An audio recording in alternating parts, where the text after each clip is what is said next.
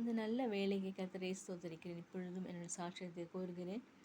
சாட்சியம் ஒவ்வொரு நாளும் நாம் செய்ய வேண்டும், ஒவ்வொரு நாளும் வைக்கப்பட வேண்டும், ஒவ்வொரு நாளும் ஜெபிக்க வேண்டும், ஒவ்வொரு நாளும் வேதத்தை வாசிக்க வேண்டும், தினமும் வைக்கப்பட வேண்டும். வைக்கப்பட ஆண்டவருடைய மக்களை நீங்கள் சேர்த்து ஜெபம் பண்ணலாம். நானும் ஆண்டவருடைய கிருபையினால் ஜெபிக்க கூப்பிடுவேன். ஆகவே கர்த்தர் என்ன சொல்கிறார்? இந்த நாட்களில் கர்த்தர் சொல்கிறார், நெருக்கப்படுகிற காலத்தில் அவரே தஞ்சமானவர், சிரமப்பட்டவனுக்கு கர்த்தர் அடைக்கலமானவர் என்று சங்கீதம் 9:9 கூறப்படுகிறது.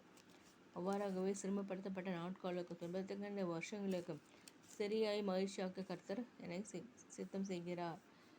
கர்த்தராகிய ஆண்டவர் மேலும் பற்றுதலாக இருக்க கிருபை பாராட்டி உள்ளார். தோசனங்களை தியானிக்க தேவனை கிருபை பாராட்டுகிறார்.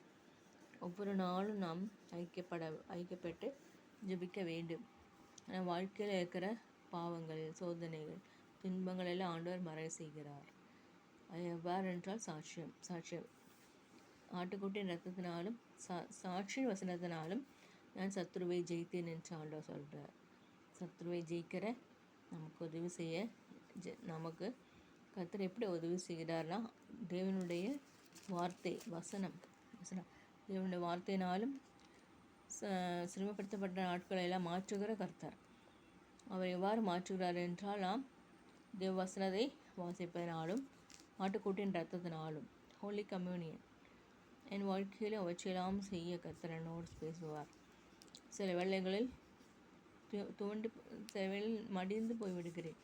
அவ்வாறாக இருக்கும் பொழுது கர்த்தர் தாமே எனக்கு உதவி செய்கிறார். வசனங்களில் மூலமாக உதவி செய்கிறார். என் பேரண்ட்ஸ் மூலமாக உதவி செய்கிறார். சொல்வார், போகமா சொல்வார். ஆகவே நான் வாழ்க்கையில் செய்கிற போவோம், சர்ச்சுக்கு போகணும்னு சொல்லுவாங்க. ஆனால் சில வேளைகளில் நான் பேக் ஸ்லைட் ஆகிடுவேன். அதனால் கர்த்தர் சொல்கிற வசனத்தினால தேற்றுகிறார். வசனத்தினால் தேற்றுவதனால மீண்டும் கர்த்தருடைய பாதத்தில் வந்து உட்கார்ந்து விடுவேன். என் வாழ்க்கையில் இருக்கிற எல்லா தோல்விகள், சஞ்சலங்கள்லாம் வந்தது, என் போராட்டங்கள், நிறைய போராட்டம் வந்து நான் கர்த்தர் மகளே இந்த வழியில் நடன என்று சொல்லுவார். அவர்களுக்காக அவர்களுக்காக ஜெபம் பண்ண சொல்லுவார். அவ்வாறாக செய்கிறேன். நான் ஊழியம் செய்வது மற்றவர்களை ஜெபிப்பதனால் கர்த்தர் ஆசீர்வதிக்கிறார். ப்ரே வித்தவுட் சீசிங், ஜெபம் இடைவிடாமல் ஜெபம் பண்ணுங்கள். அவ்வாறாக செய்கிறேன். இதெல்லாம் என் வாழ்க்கையில் கர்த்தர் செய்கிற ஒரு அற்புதம், அதிசயம். தேவன் என்னை இம்மட்டுமாய் காத்த எபினேசர், எல் ரோய், யெகோவா ராஃபா, அன்பு கூறுவேன். ஆண்டவர் இந்த பாடல் அழகாக சொல்லியிருக்கிறார். ஆகவே இந்த பாடல் மூலமாக ஆண்டவர் என்னோடு பேசி உள்ளார், அநேகருக்கு சாட்சியமாக வைத்துள்ளார். ஆமீன், ஆமீன்.